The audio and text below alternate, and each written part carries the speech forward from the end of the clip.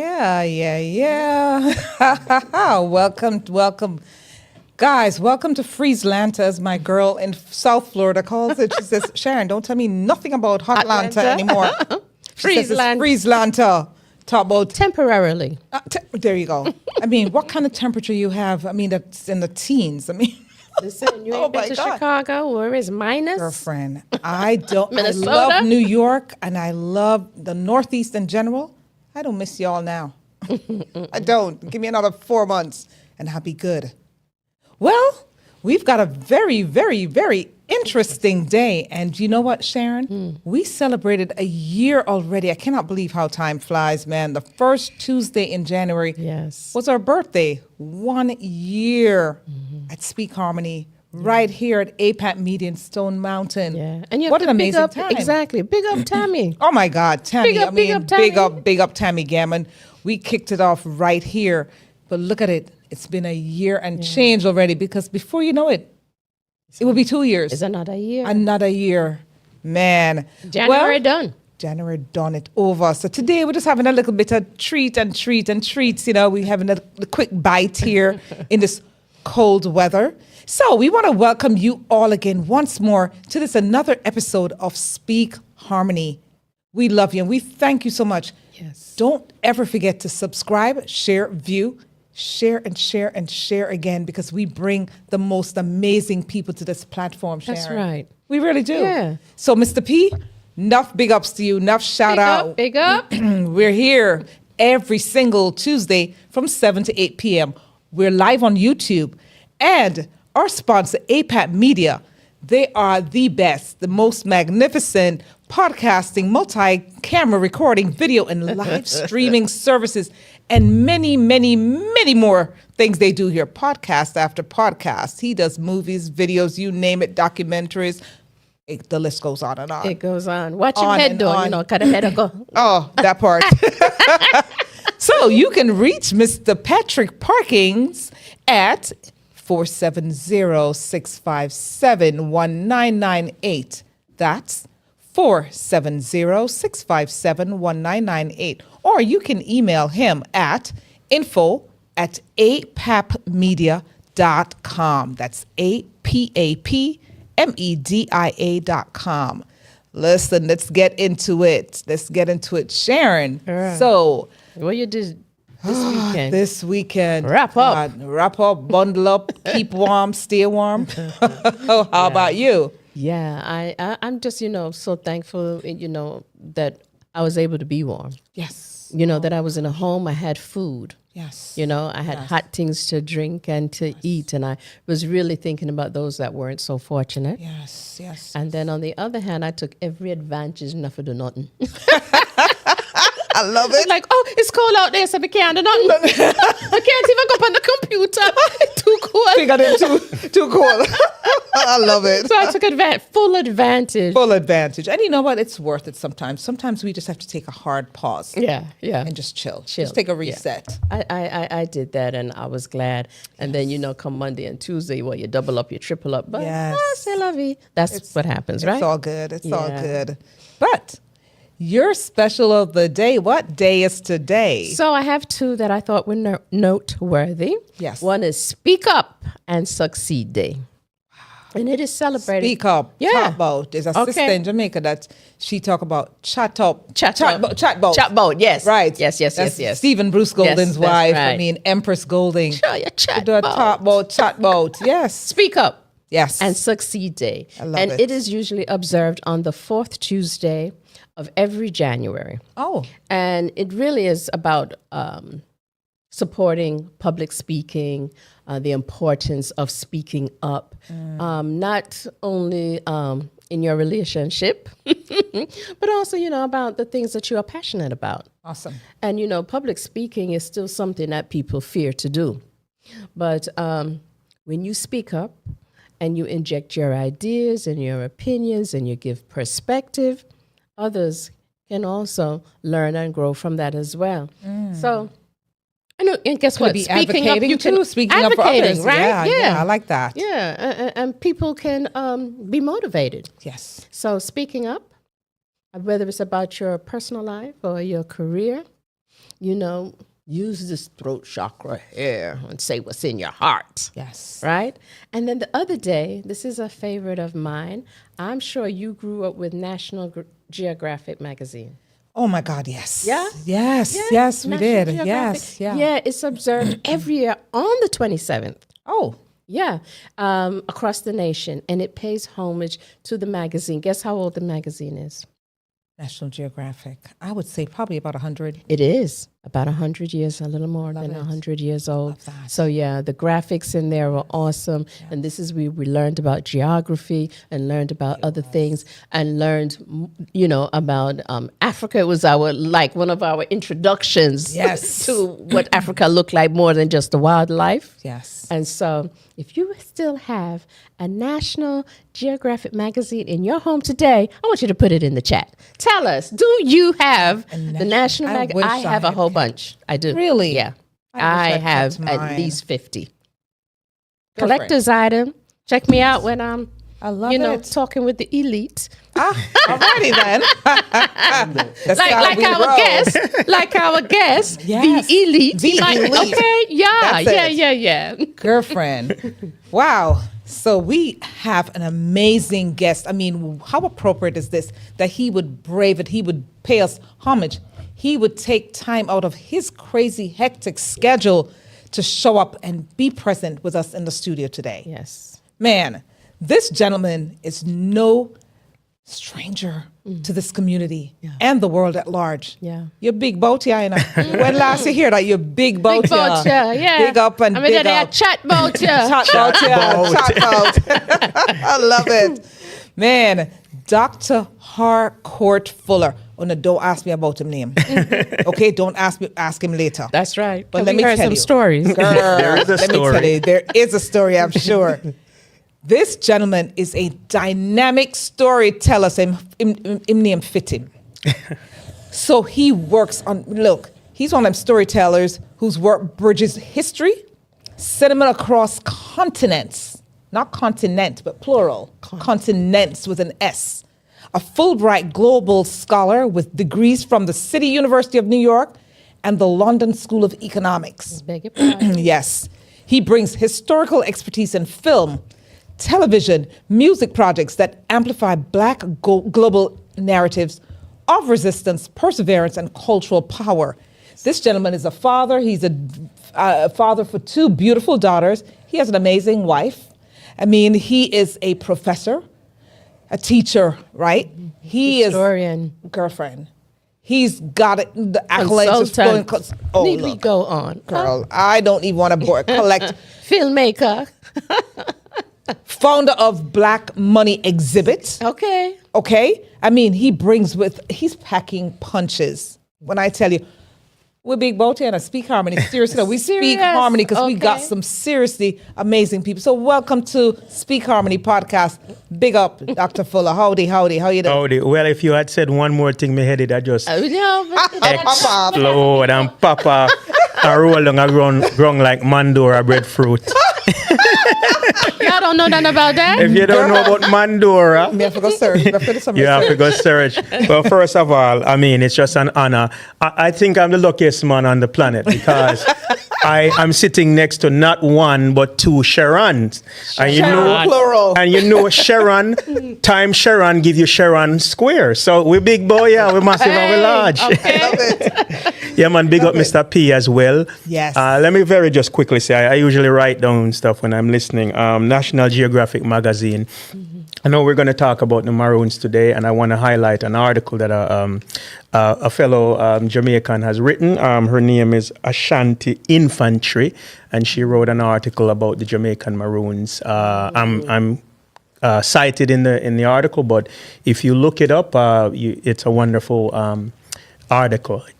Ashanti Infantry, National Geographic. Google that and you'll see an article about that. Like that. Yeah, definitely. Speak up. You talk about speaking up. Yeah, man, speak truth to power. Say what's on your mind. Yes. Know Be when kind. Be kind. I was going to say know when to be diplomatic and all of that stuff. But yeah, man, let your voice and your voices be heard. So that's what it's all about, you know. But yeah, it's a pleasure to be here. on this cold Tuesday. And it's always good to be out and about with wonderful people, you know. Thank you. And we appreciate love you. We appreciate love you, Yeah, man. Look, we could be any place else. We could be in our houses saying, listen, tonight is too cold, we're not leaving. But you know what? To come in and to indulge in information, I mean, to get this kind of stuff, you can't pay for this. Absolutely. We couldn't afford to pay you, but you know what? The fact that you find it not robbery to come in and educate the community, the global community at that. Well, you know, they say to she who much is given, much is expected, he or she. So I always, my thing is that I always love speaking with the community. I still have a far way to go, but I also feel like my journey in this life, both in Jamaica, the US, and on the 4 continents where I've lived or worked, you know, I love sharing my stories because, and this is not a cliche, but there are people out there who might need to hear something to know that they can get from point A to whichever point they're trying to get to. So it's always an honor and a pleasure for me to share such stories. Yeah. Thank you. So, Dr. Fuller, just for the listeners that are and viewers that are watching today, we know that, I mean, your work, I mean, the work that you do, especially who are new to who you are, right? For those that know you, they know you. But for those who are just being introduced to you, how would you describe who you are beyond your titles, your many titles? How would you describe who you are in a nutshell? In a nutshell, I always like to say I'm a ghetto youth from 2 Mile, which is in Kingston 13. I had wonderful parents. My mother, Jennifer Johnson, and my late father, Ashley Fuller, had lots of siblings. And I went to Trenchtown Comprehensive High School, which I'm very proud of because it was considered a bad boy school, or the school where it wasn't, you know, in Jamaica they talk about traditional schools, right? The elite schools. I didn't go to one of those, but as destiny or fate would have it, I did eventually go to great schools outside. But I'm just a ghetto youth from 2 Mile who loves. I love my country of birth, Jamaica, and I'm a global citizen. So in a nutshell, that's who I am. So, based on your personal experiences, though, moments that you would say sparked your interest in your Pan-Africanism and global Black liberation. I mean, is there what really sparked that? I mean, because you are you're a historian, educator. I mean, man with whole heap of titles. And as they say, it's not where we start. Yeah. Is where we end up. Is where you end up. Yeah, that is so true. And this is the truth. So young men and women are looking and saying, man, I'm from the ghetto. And they said I couldn't do it. Yeah. And you have just busted. You know, they say the sky's the limit. Yeah. There's no such thing. Yeah. There's no limit Yeah. with you. Well, I mean, And I love that. So just on a couple of points, I had a very strong father. My father would be someone that you would consider uneducated because he didn't finish formal school. But he's the smartest man that I knew, and he was looking back, he was very Pan-African. He wanted to name me Stokely, based on Stokely Carmichael, a.k.a. Kwame Ture, who visited Jamaica in the 70s when I was born. My mother had other plans, Harcourt, right? Right? But in looking back, my father was a no-nonsense man. He was the kindest person, but when he needed to let you know that you're wrong, and he didn't put up with nonsense, right? So I would say that my father was a great inspiration. Other things that really led me to my path, when I was about 9, I was playing, went under a neighbor's cellar, found a wallet, and that wallet had some old Jamaican banknotes, one of which was the red banknote at the time with Marcus Garvey. It was a paper 50 cent. I was so excited that I ran out into the street, and the first adult when me said, look what me find.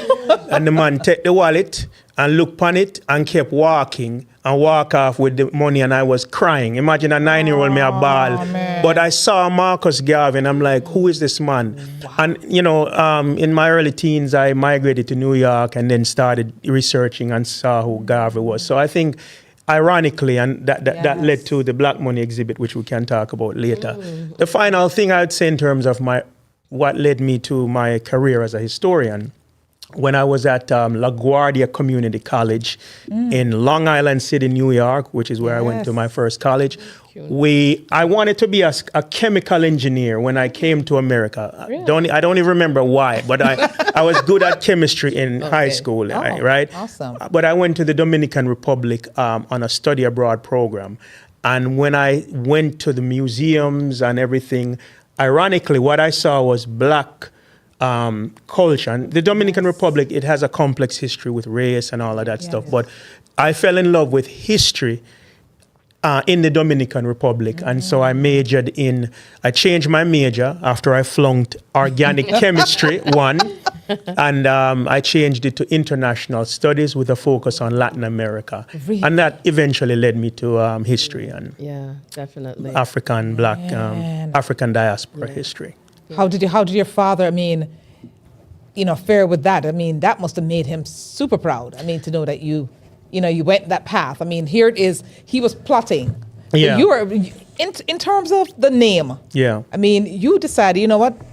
I'm going to segue anyway. I'm going to head in that direction. And your father must have said, see? I prophesied. And the funny thing about my father, because when I left Jamaica, right, I would always go back like on breaks. But and my father is the only one in my family that never left the island. Him is a man, him want to have him shirt off, no shoes, chicken I run up. Of course. You said, Dad, we can't file for you. I don't want to live a foreign. Yeah. You had to beg him to visit. So he was a yard man at Harcourt. So anytime I visited, whenever I visited, I was coming back from Ecuador, a semester in Ecuador. I was coming back from Peru. I was going to all of these places, right?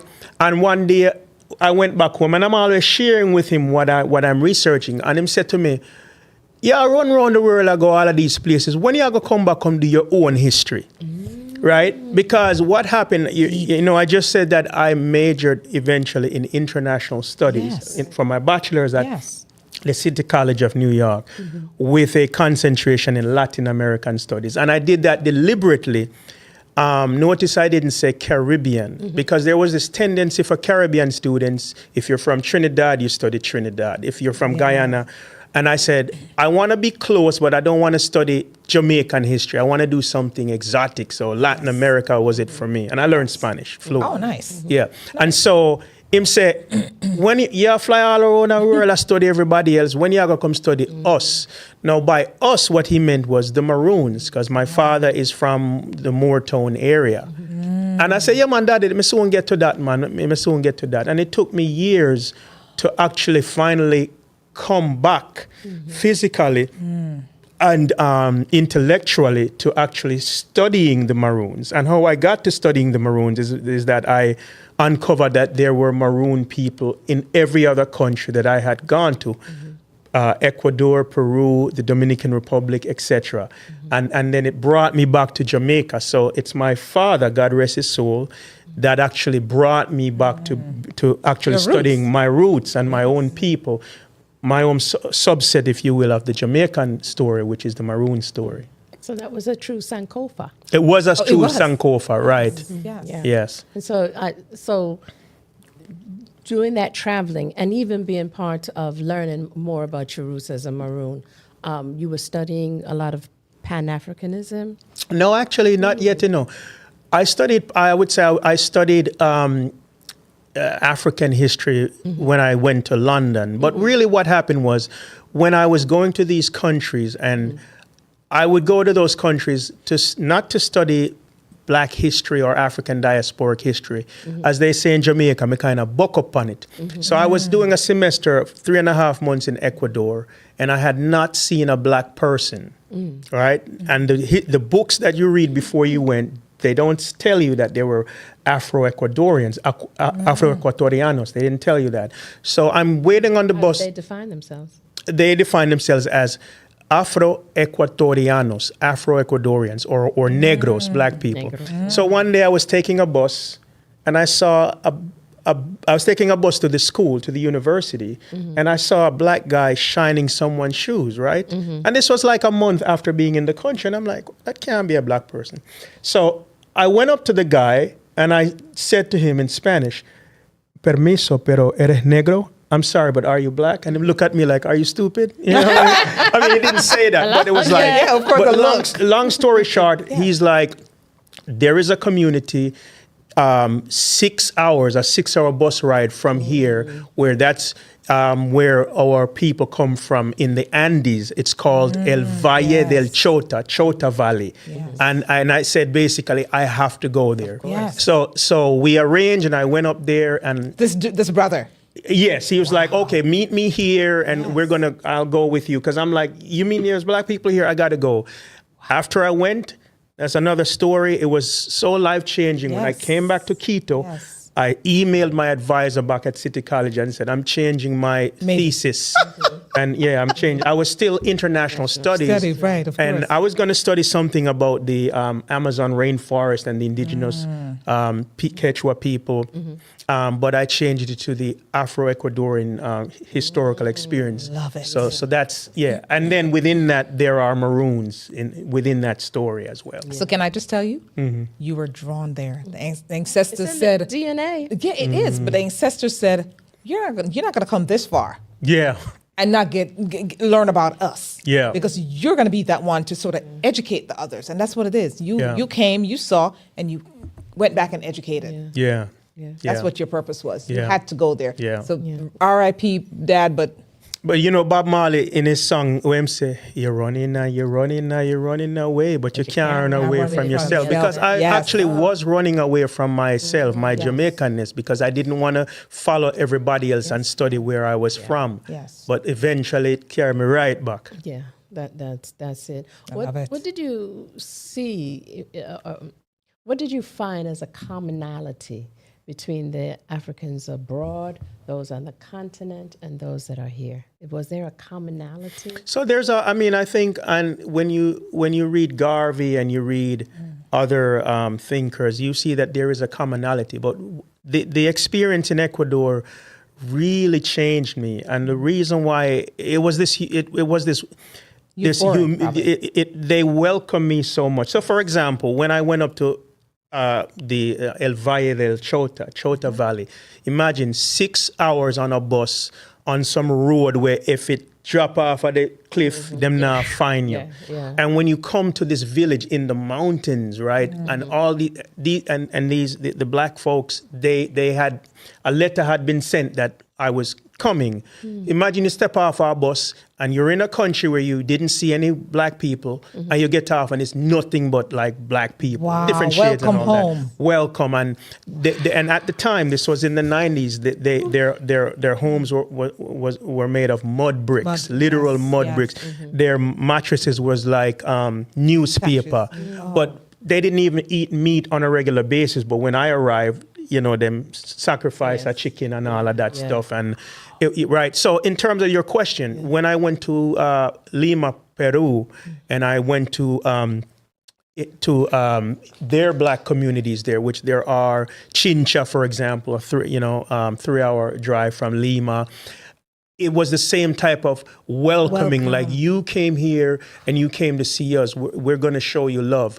And then the commonalities in history, in music, they love music. I mean, everywhere I went, including the Dominican Republic. So you have, of course, the common experience of the transatlantic slave trade and the memory and the legacies of that. And then you see similarities in food and all that. The Dominican Republic, of all the places I've been to in the Americas, probably, I would say ironically, are the closest to Jamaicans in terms of, in my view, in terms of the food. I mean, them have breadfruit down there. Nobody cooks outside, and I'll say outside of Jamaica, nobody cooks a good goat like the Dominicans, but they do a brown stew goat, and we do mainly curry. Yes. And also their love for music. I find it's in, so that's what I found. So there are these types of commonalities, even though at the same time, there are things they don't know about us, and we don't know about them. And so when I was traveling through these spaces, one of the things that I always did, I always brought something from Jamaica to those places. Now, for example, you read my mind, because I was just about to ask And you, did you identify as Jamaican? Because I know when you say you're Jamaican, it's like it changes everything for everybody. Oh, when during Jamaican. orientation, Oh, when I was at the university in Ecuador, and everybody's introducing themselves. Once I said Jamaica, every eye went whoop. And they came over and they started talking to me. But just last quick thing I'll say, when I went to Peru, and I was introduced to Afro-Peruvians. I even met the great singer, Susana Vaca. She's a big time singer from Peru. And I remember I brought the Grace Pica Pepper hot sauce. I brought pimento. It's so funny because one of the things I wanted to be was a Jamaican diplomat in a Spanish-speaking country because I spoke. I never got to do that, but I realized that I was kind of performing that because I brought a little basket with the Jamaican stuff. And I remember this. When we pull out the Baccalaureate and nephew and put it down, literally, it went whoosh. And in Peru, and they're great. They have a great musical tradition. They have all these genres, zapateo, which is tap dancing, and samba, and all of these things. And the musical tradition was rich. And I ended up doing work with, I ended up doing academic and musical work with my Afro-Peruvian folks. I love that story because you don't hear too much about the Africans in the Latin countries, and to bring that and to let people know that we are everywhere. And proudly so. That's the other thing I need to highlight. In Ecuador and Peru, they acknowledge. Now, of course, they also have a tradition of mestizaje or mixing of the different ethnic groups, cultures, but they acknowledge very proudly their African roots. Oh, I love that. And proud people. We're known to be proud people, though. Yeah, We're absolutely. proud people. African. But Jamaica has a reputation there. It's like a positive reputation. That's what I mean. They really love the culture, and I think sometimes even though we, like in life, people tend to focus on the negatives. But I think sometimes we have to step back and say, we've made some contributions everywhere that you go. That's right. Even if they're going to say Bob Marley, Peter Tosh, Gregory Isaac, Usain Bolt, Third World, everybody. We've made a great contribution. It's true because we were in Egypt and they saw us, and I think my husband had his hat on and he was like, Bob Marley, man, no woman not cry. And they were dancing in the street with me. It's just endearing to know that we have and that you are continuing to share the cultures. Yes, because absolutely. it's so important for the young folks to know that we are everywhere. One of my sons went to Iceland.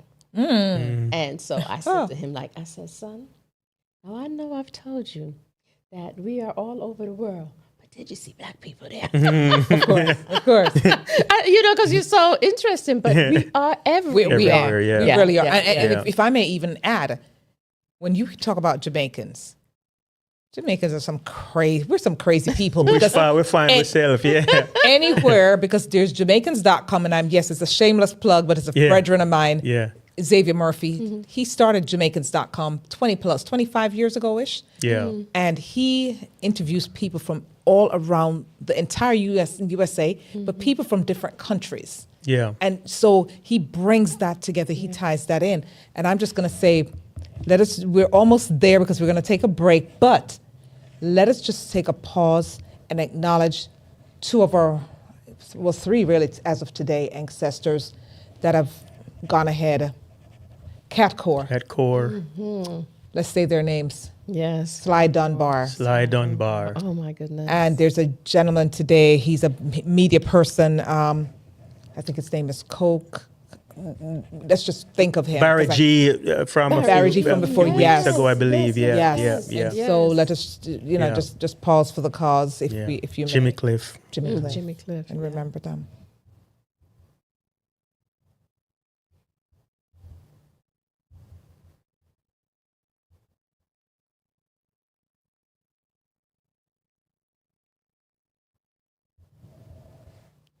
Yeah.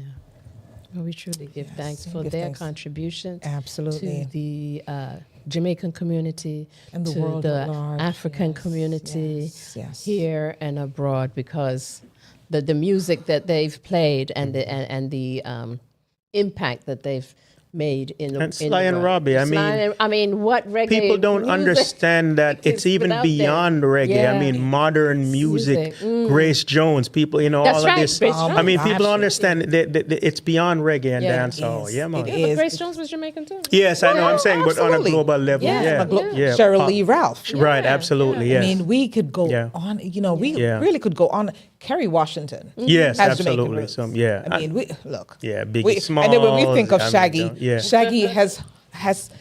I mean, this is big. The Yeah. Shaggy and Sting. The Yes, Sting. yeah. Are besties. Yes, absolutely. I mean, come on now. Yeah, I absolutely. mean, Yeah. Sting. We're not around. We're not- Yeah, we we're don't not play. Don't try we're not us. skin up. We're not skin up at all. We're not play. I'm But- interested to know, how do you define Pan-Africanism, and if that is part of what you do? I mean, there are many different academic and a variety of other types of descriptions. I think at its core, if you think about what Pan-Africanism is, it's the acknowledgement and the realization that, and I will cite Peter Tosh, don't care where you come from as long as you're a black man or you're an woman, you're an African, right? So it's the idea that the community of people of African descent, we share the common roots of coming from Africa, regardless of where we find ourselves. So that is sort of the rootical, if you will, to use a Rasta term, part of it. And then there's the political Pan-Africanism, which is this idea that Africans and people of African descent, black people, Caribbean folks, African Americans, wherever we are, that we need to work together.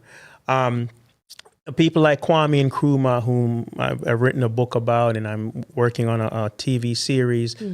His idea of Pan-Africanism was creating a United States of Africa, and actually he modeled it on the United States of America and other unions, right, where each country would essentially be a state, and it would be one big thing. Of course, there are issues with that, right? Of course.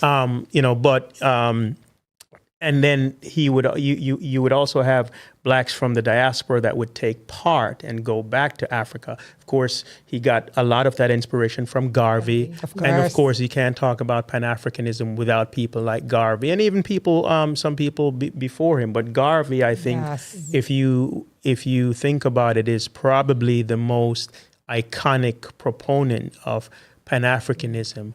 The Back to Africa movement, Africa for the Africans, those at home and those abroad. Yeah. So you have political Pan-Africanism, you have economic Pan-Africanism, and the two are not, of course, mutually exclusive, because it's essentially Garvey's ideas about Pan-Africanism was Africans, people of African descent, controlling the economic means. The Black Star Line, for example, owning our own ships and our own stores and all that type of stuff, right? He really emphasized the economics of Pan-Africanism. And you can also look at in the creative industries, right? Pan-Africanism, music. If when you think about, for example, the apartheid movement in Southern Africa. A lot of people, always highlight South Africa, but we shouldn't forget Southern Rhodesia, which became Zimbabwe. But you also had apartheid regimes in even East Africa, all right, Kenya, all those places, right? I mean, reggae was banned in some of these places, right? Because the music, the Bob Marleys, the Peter Tosh, and others, and we should not forget that it was not just Bob Marley. Of course, That's course. correct. Because it was Yes. way before. Wait, right. gosh, They yes. were acknowledging that, right? correct. And helping to fight that. Yeah. And then you fast forward with Afrobeats, right? Fela Kuti, the father Yes, of Afrobeat. yes, And then, of yes. course, all of the other modern, from Burna Boy to the other ones. Yeah. Everyone's doing music with each other. They're borrowing from each other.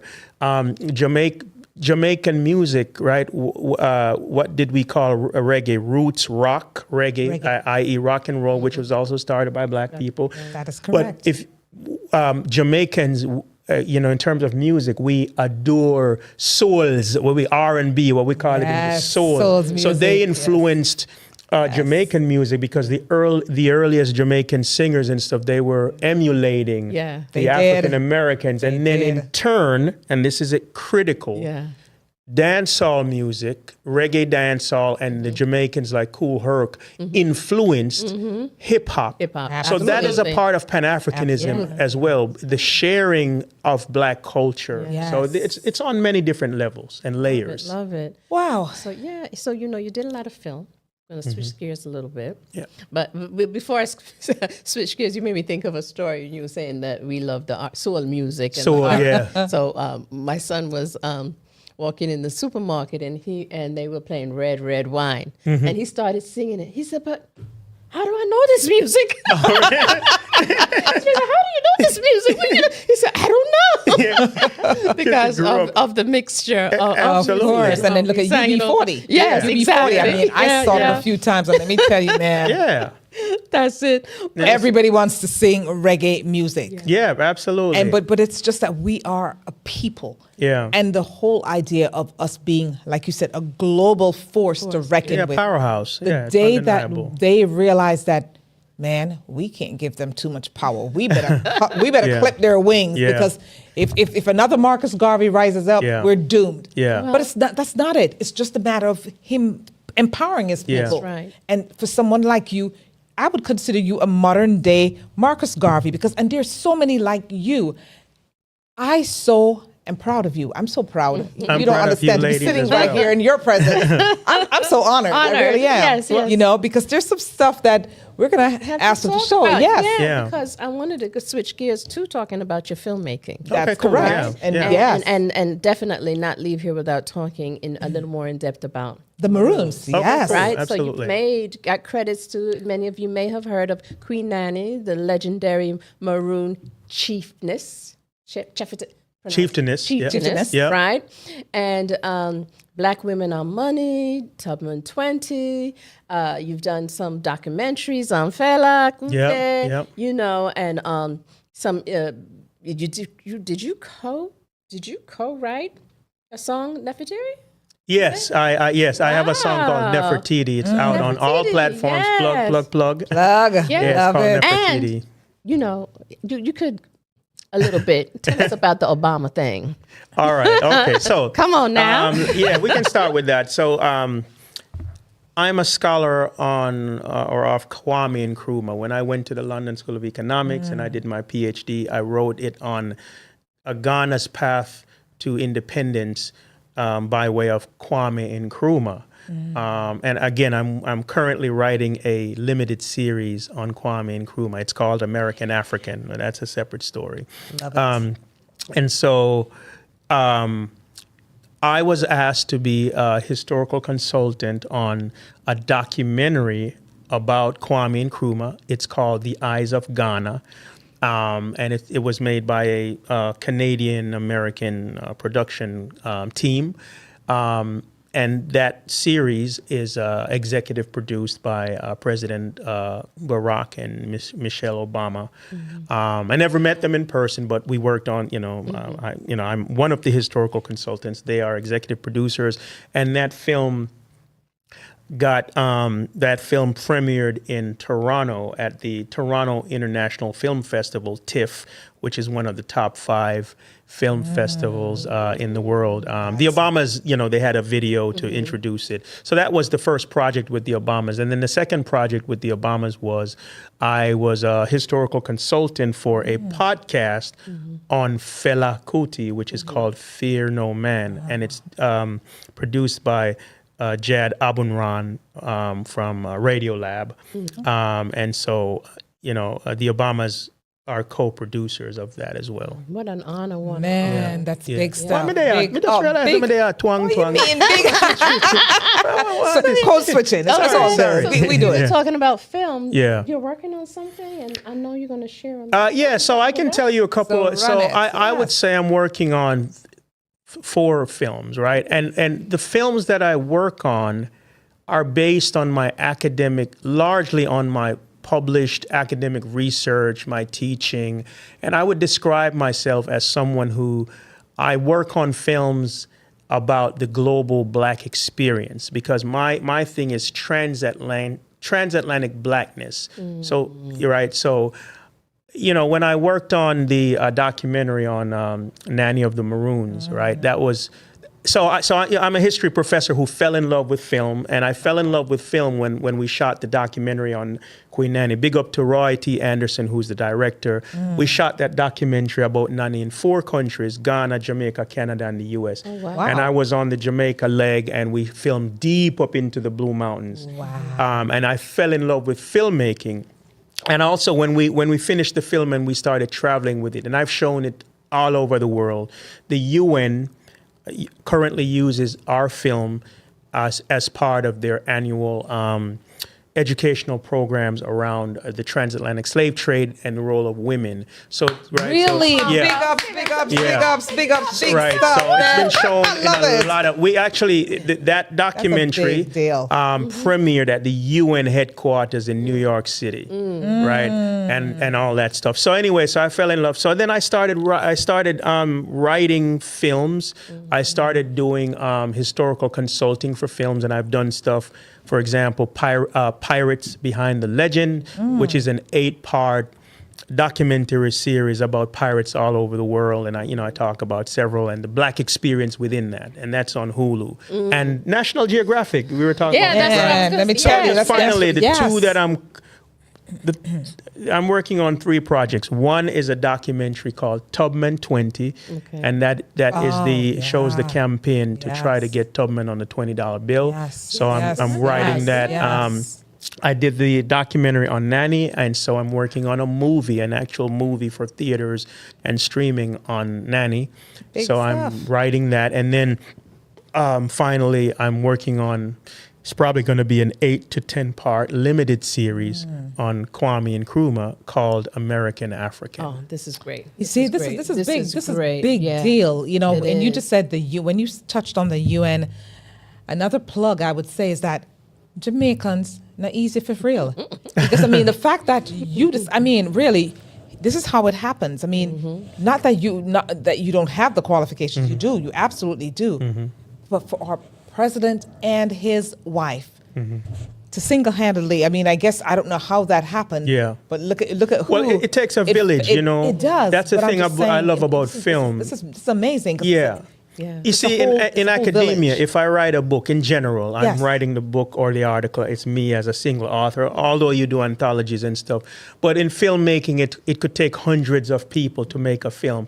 And so I've been involved with films with many different stars. I've never met them, but you do your course. part. But when the That's credits correct. roll, you see a name See your up name there, up. and you see Fidel And that's name. it. Right. Yeah. So we're gonna before we go any further, we're just gonna run the trailer a little bit, right? Because we want to share with them, give the folks a taste of what you do. Absolutely. Let's go.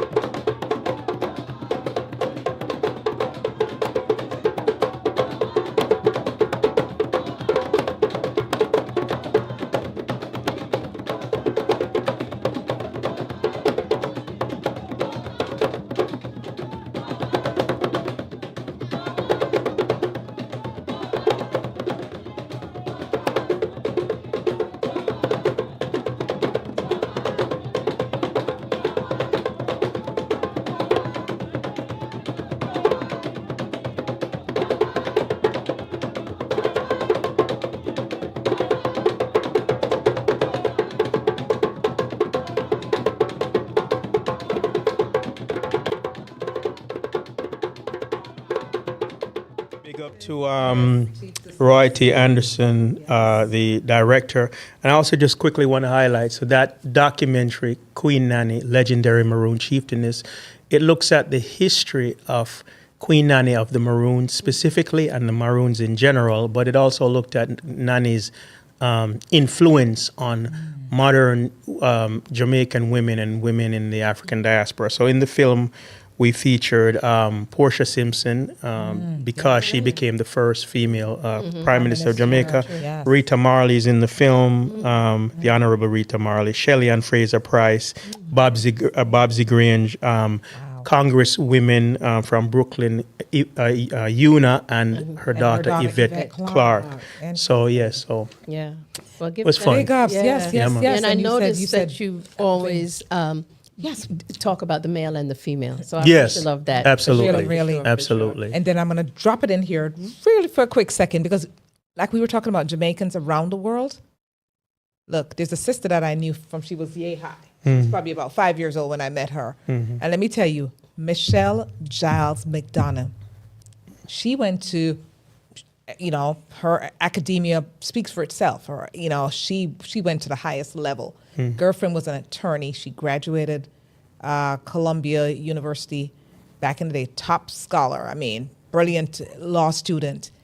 And she became she is the United Nations Secretary General.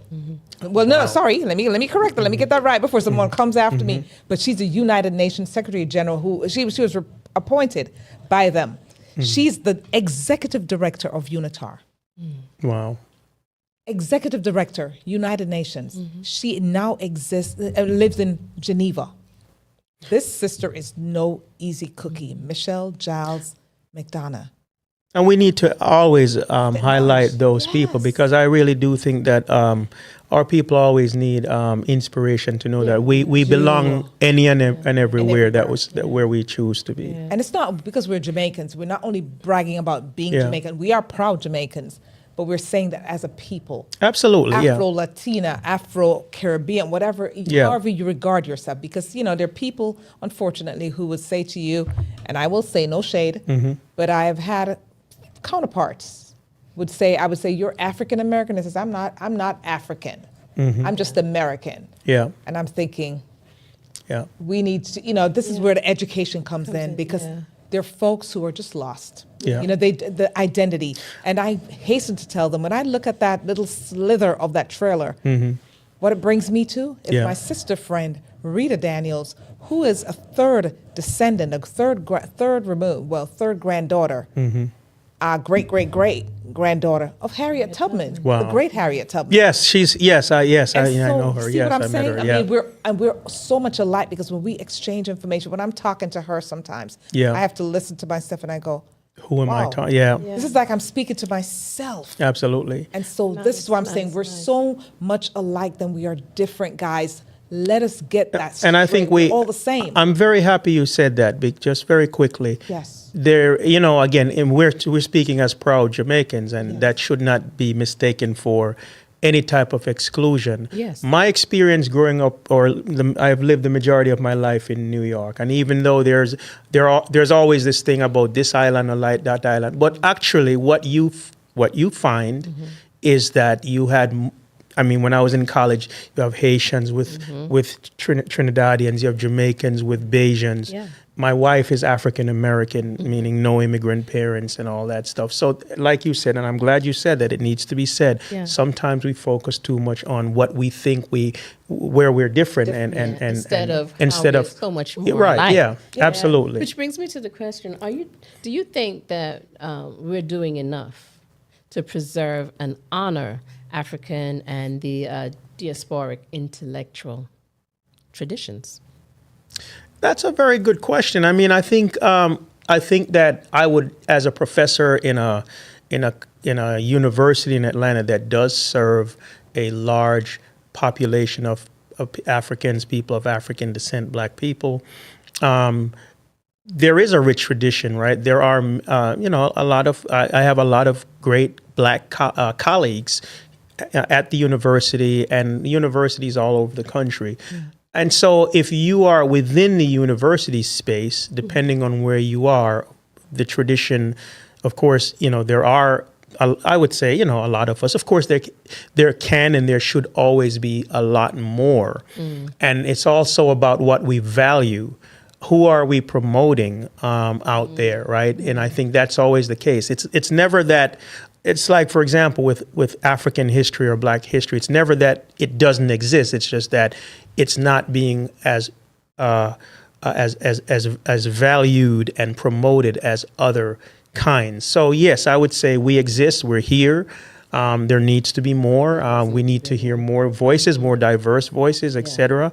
And we just need to celebrate those who are doing the work.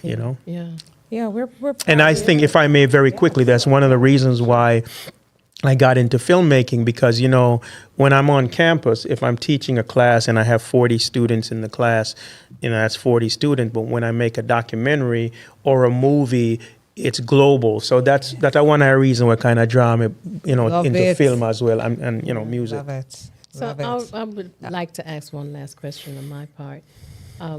What has your work globally taught you about yourself? Wow, that's a very deep question. How do I answer that? I suppose I realize that I am passionate about certain things, and I guess I hear my father's voice in my head. I feel like I'm honoring him, right? And I realize that I'm a global citizen. I'm a global person. I realize I love traveling. I love all peoples. I do not discriminate. I don't care where you're from. I love to explore the world on the one hand, and on the other hand. So it's not a but, it's an and. I love my people, and I love writing and depicting our stories for the world to see, and I feel like that's where that me dedicated myself to her. Livicate, as the Rasta them that say, Yes, I livicate, I self to the works. Beautiful. So where do you find hope, I would say? Where do you find hope? Because, when we look at today's world, and especially in the plight of the America that we are now living in, and I'm going there because we're almost out of time, but we have young folks who are saying they kind of don't want to deny their roots, so to speak, but if they go out and they speak the way they use their dialect, like us as Jamaicans, for example, Caribbean people, we use our dialect. We use our language. Our language, Yes. there you go. Our language, thank you for that. Our language will be looked down on. I mean, people look at us and go, what in the world? And then yet, I had a discussion, not an argument, but a strong discussion with my husband today, because there's some people that I know who came from the island and they migrated here, they live here, and they refuse to take on the accent. They say, go to Rome and do as the Romans do. I had a sister that I worked with, and she refused. She would say, "Me not understand how what that," and we're like, "Sister, they don't even understand it." She says, "Me not care." Yeah. So very quickly, what I would say is this, and this is something that I really care about. If you notice, even without thinking, and I'm not even going full. Like if me in a classroom, I kind of switch. Right. Who says you must be monolingual? Yeah. I mean, this is what I'm saying. I think we need to stop this black, white, patois, yank, this, that. Most people in Europe and Africa, even in Asia and other places, they speak 4 or 5 languages. It's not a big deal. So why is it that we keep, it's not either the or. Queen's English. I love my patois. I speak to my kids in patois and all of that stuff. I feel like people just need to embrace. And also, if someone is going to not, because I heard you were saying that sometimes people look down on you, ignore them, because the majority of the world, Jamaica, you know why Jamaica is famous? It's not for speaking the so-called Queen's English. It's Racha, Patois, it's reggae music, it's the root. Nobody goes to Jamaica because they want to go uptown, or they want to go, and we do have a Beverly Hills, right? They want to go Jackshill, they want to go Trenchtown. I've seen it. That is so They true. want to go to like they want to go to the places where the thing that a lot of people are rejecting, that is why Jamaica, thing, and I can't finish this interview without saying this. And this is just me, it's a general statement. I do have to big up the Rastafarian community. Yes, sir. You asked me before, and I didn't get a chance to say this. for that. One of the things that I think gave me consciousness was that I grew up among some Rastas. They were the first ones talking about Africa, Ethiopia, before I even learned that in a university. And I lived, and it still pains me. I saw the discrimination and the brutality they faced. But I'm talking about the true Rastas who actually lived it, not the one on the dread up here. And I'm sorry, I'm just saying that. Yeah. They were kind, loving, knowledgeable. All of this back to the the roots and organic stuff and take to the hills. Later They were doing all of We were that. there first. Right, they were doing that. So that also needs to be acknowledged. So that's why I'm saying, if someone doesn't like my accent, my skin color, or whatever, I'm gonna ignore them because I'm not gonna give my time to that, and I'm not going to put my energy into that when there are others who will honor me for who I am. So that's basically what I would say. And I think you were also getting to, like young people and what you tell them and what we're living through. What I would say is this. Full disclosure, I'm not a religious person, but of course everybody grew up in the church, and I explore everything. But this too shall pass. I think people should just stop panicking. It doesn't mean you don't, we're living, so you have to pay attention to know. If you're a writer, write. If you're a musician, make music. If you're a podcaster, do your podcast. If you're a soldier. If you are a sanitation worker, do that. Just do your thing. And I believe if people do their thing, learn some new skills, open up their minds, love one another, I think we'll be fine. And that is the power of speaking harmony. It sure is. It really is. I mean, so just a couple of takeaways though. What are you currently? I mean, you're always working on something. Yes. When I met you, I met you in the flesh after the fact, because I started researching you. I heard about you, and I'm like, who in the world is this dude? Who is he? And I was like, wow. So once I connected with you, I was never. And we met at the carnival, right? Hello. Yeah. I mean, like, seriously. Yeah. And I'm like, this is him. So I absolutely, I just could not. I mean, I tried to track him down for a whole year and a half. Yeah. He Sorry. was so, don't be sorry, because you're doing the work. Yeah. Because we're benefiting from what you're doing. Yeah. And we thank you for that. Yeah. We thank you for your dedication. Yeah. I do have to say, though, as a family man, and I'll say this, one of the things we do have to learn is sometimes when you're passionate about your work, you cannot forget family, and I'm guilty of that.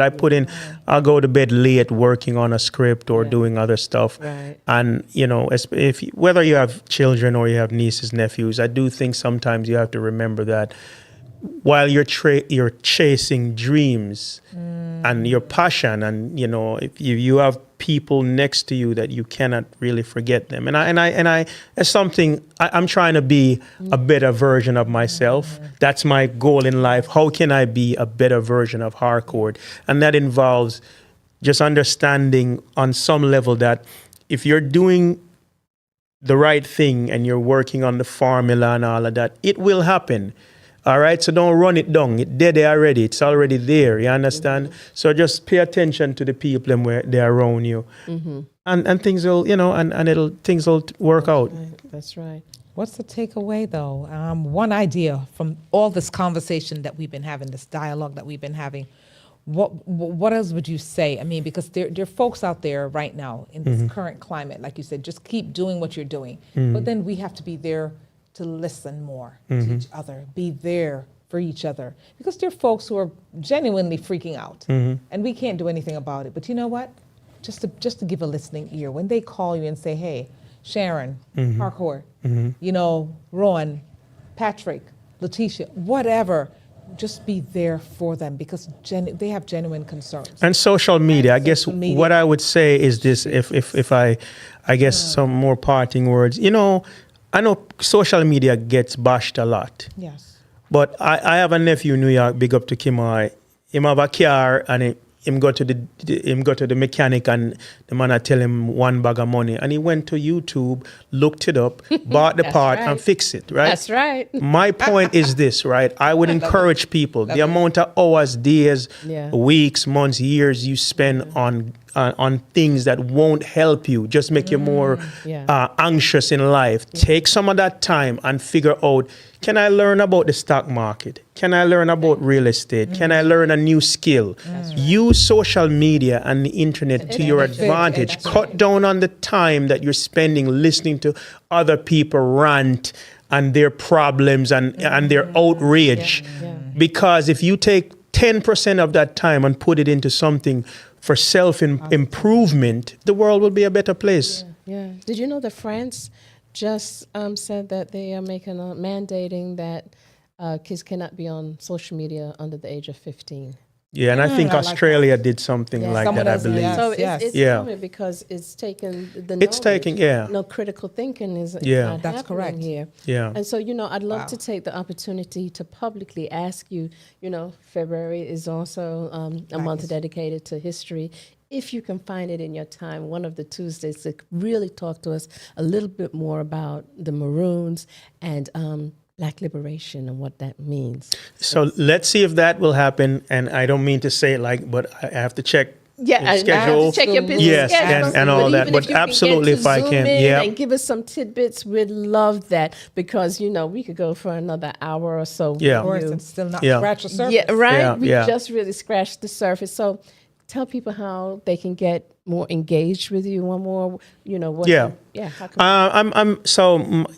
if you look up Harcourt Fuller, I'm on LinkedIn. I'm active on LinkedIn. I have Instagram. It's at Harcourt Fuller, HARCOURT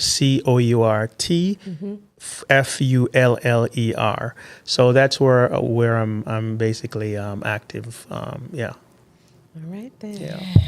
Ashe. My belly full. Wow, got me hungry. God, you're hungry. Got me hungry because let me tell you, there's so much more to unpack. And like you said, Sister Sharon, it would take us another week. Yeah. Just to scratch the surface with you. I want to big up both of you as well. Remember, Sharon times Sharon equals Sharon square. There you go. All right? I love it. That's foundation. Man. Big love up.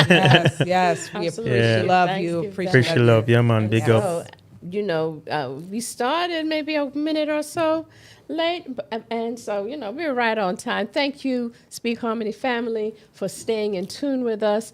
We really invite you, if you know any other people who would love to be interviewed, that are of interest, that inspire, just like our guest here today, give us a chat. Check us, check out APAT Media Group. Absolutely. And we definitely give thanks. He sponsors this show. And also Heart Love Inc., the Heart Lady. Yes. Join us right here next Tuesday, live on YouTube, 7 to 8 Eastern Time, as we continue learning from those who inspire us through action and purpose.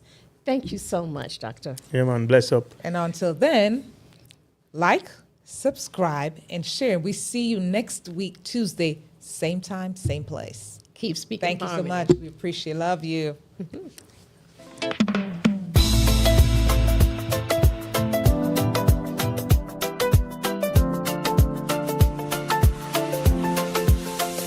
They talk about health, they talk about care, sharing tips, they got us without a care. Thank you for listening, you're the best. See you next week to keep the best. Together we learn, together we grow. There'll be lesson every hour, we know. See you next week with more stories to tell. More wisdom, more smiles, we can't help